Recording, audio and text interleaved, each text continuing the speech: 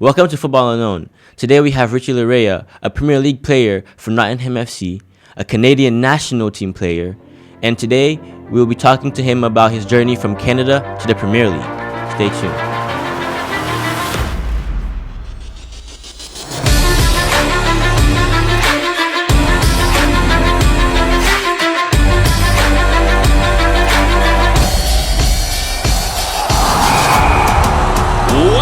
To Football Unknown. Before we start this podcast off, I want to thank you so much for coming on the podcast, man. It's a privilege and an honor to have you on the pod, Richie. Nah, no worries at all, man. It's good to be here and hash it out with you, man. It's going to be good. I want to start off by talking to you about the recent game against Honduras. And it's crazy how I was like 3 days ago on Monday I was watching you on TV playing against Honduras, and now like you're in front of me right now. It's just crazy. So I know like the climate of that game was just kind of off. So like I wanted you to tell me, like from your perspective of like what happened in that game. Yeah. I mean, we had a good game plan to go execute there.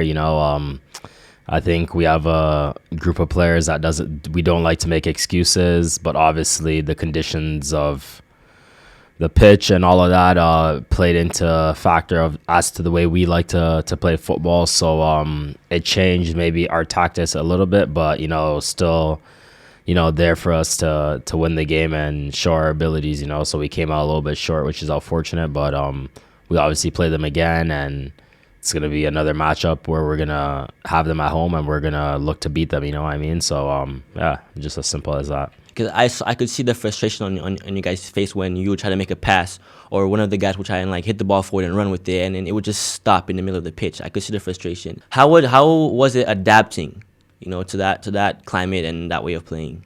Yeah, I think as a footballer, you need to be able to adapt pretty quickly to certain situations. Obviously, that one was a bit on the extreme side, but again, it's an experience and something you take from a game like that. You have to take pointers on what you can do, and I think we took pointers on if next time we were put in that situation with that pitch and and not being able to really play the football we'd like to play on it. Now we have a different side of things of how to go about business when we play against a team in that climate and conditions and all that type of stuff. And the funny thing is, because my girlfriend is Honduran, so we were both watching the game, and I would like secretly root you guys on and root for you and cheer you on, and she would be like mad because I'm not rooting for her country. So it was just fun. So the whole reason why I have this podcast, like I told you a little earlier, is to talk to different soccer players and talk to different coaches, right, about the challenges they faced throughout their career, their journeys and their experiences. So I want to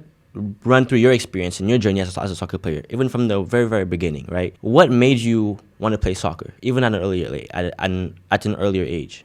Yeah, for me, I think I was kind of born into football. My dad, my parents are from Ghana, so my dad and mom both love football, you know what I mean? So my dad had it on TV all the time, Chelsea playing. He's a big Chelsea supporter, so whenever Premier League mornings came around, me, my brother, him, even my mom, my older sister was also forced to watch it with us. But it's just been football my entire life. So when I got to the age of 6, my dad took me to just go kick about with him and my brother. And it just so happened that there's a team training on the pitch next to us, and the coach invited me over to go train. And then, it just took off from there. What team was it that was practicing? It was a local team in the neighborhood I lived in. It was actually named after a country because the coach and majority of the players were from the country, and it was Uruguay. So it was called MRC Uruguay, and it was a team based out of Toronto.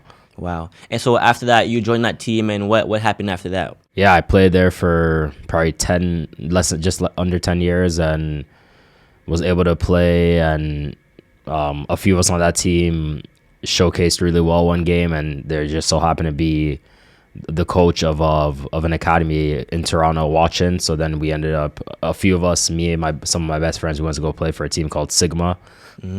So I was with Sigma from probably 11, 12 all the way up until I left to college, and Sigma's the one that helped me get to college. So I ended up going from Sigma in Toronto to going to college in the States, in Ohio actually, for University of Akron. So went over there, and I was fortunate enough to play there for 2 years, do good, and catch the eyes of MLS teams. And then I was able to get out of school early to go try to be a professional. And then it brought me to Orlando, which then brought me to Toronto, and which now brought me to England. So Wow. How was it? Let's go back then. How was it transitioning, right, from playing for this local team in Canada to playing for the academy that saw you and brought you over? yeah, I mean, it was a huge difference because I was playing, still now I play for fun, but that was just me and my friends kicking about. And then when we got to the academy, it was a lot more structured than what our club team was like, obviously, because they were modeling it around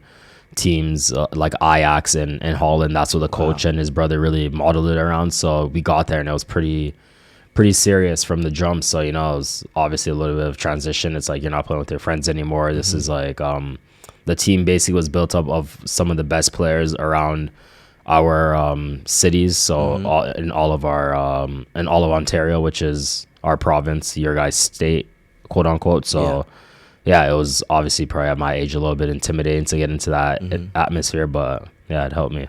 And how do you think you developed during that time period playing for that academy? Yeah, good. I was just learning every day because it's, at that age you absorb everything. So there's so many things that I need to learn. There's so many things I need to learn now even still, but yeah, just I learned basic fundamentals of football during those times up until from 12 all the way up until I left, which was 18, 19 years old. And how was the transition? How was it? Were you guys playing a game when a scout saw you, or was it like a ID camp you went to? How did that? Yeah, it was a game. We just ended up playing in a tournament or something like that, and the coach of Sigma just ended up being there watching the game and took a few of us, or spoke to us, a few of us after the game. So how was the decision, committing to a university that's not in Canada?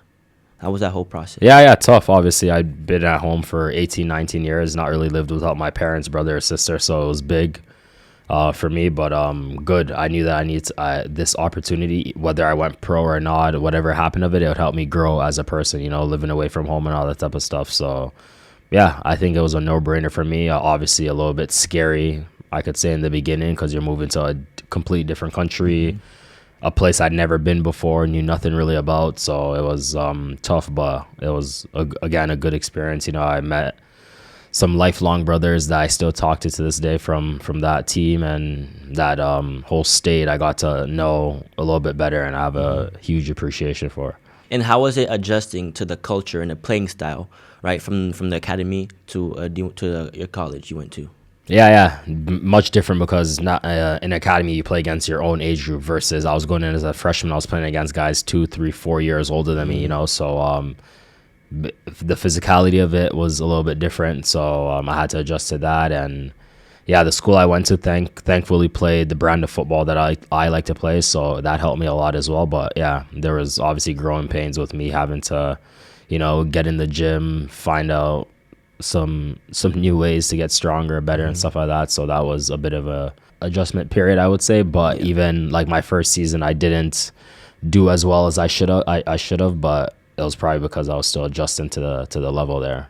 And what is your favorite style of play? Just possession based football. That's what I enjoy. I'm not the biggest guy, so I can't be kicking the ball and chasing it and stuff like that. So after your first year, you said it was your adjusting year, right? So how do you think you did, the years after that? Yeah, it was just 1 year after that I played before I left. But yeah, much better, because I was able to obviously see the level that D1 soccer is in North America. And yeah, obviously there's between coaches and training sessions, you get to speak to them, get experience about it. So yeah, just simple stuff like that. So you only played 2 years? 2 years, yeah. What division was your college? D1. It was a D1 school. Yeah. Wow. So after your second year, what happened after that? Yeah, I had a good year, and I was prepared to actually go back to school in the spring, which was the normal. We had played the fall, and then it was coming springtime, and then one of my family friends was like, "Hey, I've been in touch with the university, and MLS wants you to sign a Generation Adidas contract." Wow. Do you want to do it? And I was like, yeah, of course. That's my dream. That's Yeah, what why wouldn't you? everyone's aspiring to do. So yeah, he told me that, and I quickly switched out from being in the mindset that I had to go to school in 2 weeks to, Wow. all right, I'm gonna be a professional footballer now. So it was just as easy as that. Wow. And how was what was your parents and your family's reaction to all of that? That whole transition. Yeah, very happy. Obviously, they've seen me sacrifice and try to get to that level. So I think it was a very good experience for all of us. And my dad wanted to be a professional footballer, so for him to see me be able to do it, I think he was almost living through me. So it was a good experience. Wow. Yeah. And so your first year, and what club was it? Orlando City. Orlando City. Yeah. Wow. So how was it for for your first year as a professional player at Orlando City? Yeah. Good but tough. Obviously it's a new level, so I had to adjust again. But yeah, a lot of good things came of it. Learned a lot about myself again and adjusting levels and stuff like that. So yeah, it was like growing pains once again. But that's football. Wherever you go and it's new, you're gonna have to adjust somehow. So that was good. Would you mind getting into some specifics about the tough experiences you've had playing for Orlando City?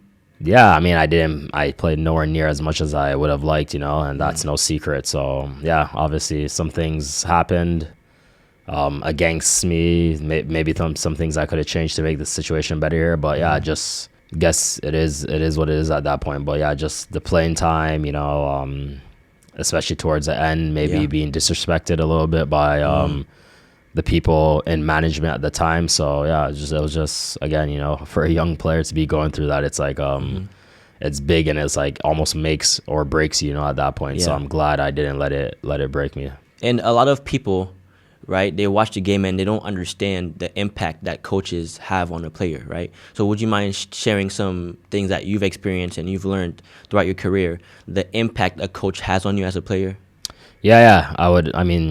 Probably the first coach to believe in me as a pro was when I got released from Orlando and then went to Toronto, and the coach Greg Vanney, just instilled confidence and all that in me, and probably a lot of people were thinking like, why would he take him? This guy played for Orlando for 3 years, barely played, and then I almost gave myself new life from there. So it was it was like a coach like that, for example, took me under his wing and took the time to teach me, understand me, help me understand him and his playing style. And, it changed my perspective on things and also helped me have some good seasons with Toronto, so it's, for me, I always say that as good as a player can be, the coach is a big, big part of, what any player wants to do, so if you have a coach that's backing you and wants you to do well, then I think the more often than not, you're going to do well. Wow. Now take us to, after you leaving Orlando City and going to Toronto, how was that for you? For you and your career?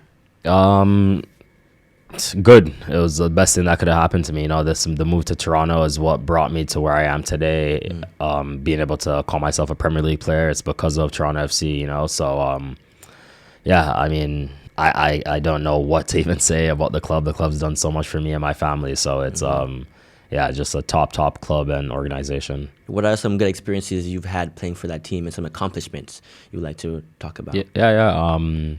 Making it to MLS Cup my first season there. Wow. 3 years with Orlando, we were never in the playoffs, so I never experienced that. To go into my first season and making it all the way to the final, unfortunately lost. Playing in the CONCACAF Champions League with Toronto, being able to score and assist my first goals in Toronto, which is my hometown. So yeah, just little things like that. Now, when did Nottingham FC come aboard? Just this past January. So I signed in January, and they just approached my representation and Toronto FC, and they came to agreement on a transfer fee, and as easy as that, I was out of there. How was it transitioning, right, from your spending so many years or a couple years playing in the US, in Canada, and then moving over to England? Yeah, this was probably the biggest one, because it's for me the best country in the world to play football. To be playing Championship or Premier League is it's top level. So just again another transition period to get to learn about yourself. It's a high level, so you have to adjust it. But Yeah, just like I've done with each step of the way, I just feel like I just learned how to adjust and get used to playing at that level. So What are some differences that you've seen from playing in MLS and playing in EFL Championship?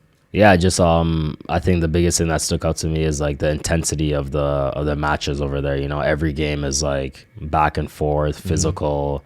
You know, just like I guess you can say good football for a neutral fan to watch because it's so intense. Yep. You know, the scores are usually pretty tight. So just I think that was the biggest thing that stuck out to me. And what are some things that you accomplished playing for EFL, playing for Nottingham FC? Well, I was able to make a professional debut in England, which is a league I said since I was young that I want to play in. So there's that, and then obviously being able to get promoted to the Premier League, that's the biggest accomplishment I think anyone could have in club football. You know, playing in a league like that or getting promoted to play in a league like that is, you know, next level. Are you excited? Are you nervous for the next season coming up, playing in the Premier League? No, I would say excited more than anything. Yeah, Yeah. very excited. Wow, that's crazy. When did you get called to play for the Canadian national team? How did that happen? My first season, I was at Toronto. I had done well for probably 6, 7 months or so, and I got the call in August to play in a Nations League game against Cuba with Canada. So that was obviously another big milestone. It was the game was actually played in Toronto, so my family and friends got to come to the game, and yeah, it was top how was class. it? How was it? Putting that shirt on and representing your country. Yeah, it was big time. Honestly, I didn't. You know, people always say when you play for your country, it feels a little bit different, and it's true. So whenever I get to represent my country, that's a bonus. You know, not everyone gets to, and it's not guaranteed by any means. So it's a good feeling. And qualifying for the World Cup. Take me through that whole experience, man. Come qualifying for that World Cup. Yeah, it was surreal, man. Obviously, Canada hasn't qualified or played in one World Cup, and it was 36 years ago. So the fact that we were able to qualify and do it in the style that we did, finish in the top of CONCACAF and all of that, it was amazing, man. So it was take you through it. I don't even know where to start. You know, it's just a lot of guys like for example, me and a lot of guys on this team. You know, you grow up and our national team wasn't a powerhouse. It wasn't even a country that people were considering to be in a World Cup. You know. And it's just nice to be there now because as I was a kid, you know, I wasn't necessarily screaming Canada when I was playing in the park with my brother and scoring a winning goal and thinking I was at a World Cup. You know, you scream, you know, Ronaldo or Ronaldinho, these old, like Brazil, France, Zidane, all these. But now, you know, we've changed the culture in the country that little kids will now be screaming Alphonso Davies when they score a goal last minute, and they'll be Canada versus Brazil in the final. You know, they'll be imagining that. So that'd be cool for kids to be able to experience that because, you know, a lot of us on that national team, or I guess all of us, we didn't get that experience to, you know, truly have an idol on our national team because it was kind of like, yeah, we had good players playing for our national team, but the team wasn't going anywhere at the time. So it is nice to have that experience now. What are you guys expecting to accomplish in the World Cup come November or December? To win it, to win it all. Yeah, win it all. Why not? Yeah. So Are you ready? Yeah. Ready? The team's ready. Team's ready. How was the locker room? You know, after qualifying for that World Cup and finishing first in the league, man. How was that? A lot of champagne showers, lots of beer, all of that, all over the place. But no, it was good. It was just, you know, you get to experience something with a group of guys. Fortunately, a lot of us have grown up playing with each other as well. So it was good. It was a very good moment for us. The game was in Toronto that we qualified for, and I think probably 75% of the team is from Toronto. So Wow. a lot of family, friends. It was just a really good moment for us. So How would you describe the coaching staff and the team at Canada, at the Canadian national team? Yeah, it's just very close knit group. You know, we normally call it a brotherhood because it is. You know, all the guys love each other. It's again, it's just like we're fighting for one cause, and it's like everyone has each other's back. So it's a good group of guys, and then the staff. You know, our coach John Herdman and his staff have done a very good job of, you know, getting us together and doing stuff like this. So it's, you know, it's hats off to everyone. It's a good, very well-oiled machine right now, that our national team. Yeah. And I was following a game, and then I think it got canceled. And I think you guys were on a strike or something like that. I'm not sure what it was, but can you take me through, that whole thing that happened, and what was the reason for, the strike and stuff like that? Yeah. Without getting into too much detail, I think as a players as a whole, we're just trying to change the culture for our national team and and the people and the kids to come next. Like I have a son who one day might want to play for the Canadian national team as well. And I want to leave it in a better place for when he comes, that he doesn't have to maybe endure some of the stuff that I had to, or the guys older than me had to. So it's, I think, just as simple as that. I think there's a common understanding now of what we're trying to get through. So it's, I would say, in a good spot now. So it's done and dusted, I would say. Okay, perfect. Is there any advice you would like to give to players who are trying to pursue a career in soccer, wanting to go to the next level, the D1 level, wanting to go to Europe? And is there some advice you want to give them? Yeah, I would just say just continuing to do what they're doing. They need to push through some very hard times and not let those hard times bring them down. They need to be able to be pretty strong in those situations, because there's obviously going to be adversity for every single player that plays. I've had it, other guys have had it worse than I have, maybe not as bad as I've had it. So it's, you're going to catch it in some way, shape, or form. It's just about how you get on with it, and not letting one person's opinion dictate what you think the rest of your career should look like. Thank you so much for coming on the podcast, man. I know you're a busy guy. I got to catch a flight soon. Next game, and when is the next game? We're off now, I'm kind of in vacation mode, so I'll head into preseason, and then the fun starts again. Perfect. Thank you so much for coming on the podcast, man. No worries, it's been a pleasure to have you. Have a good day. You too, man.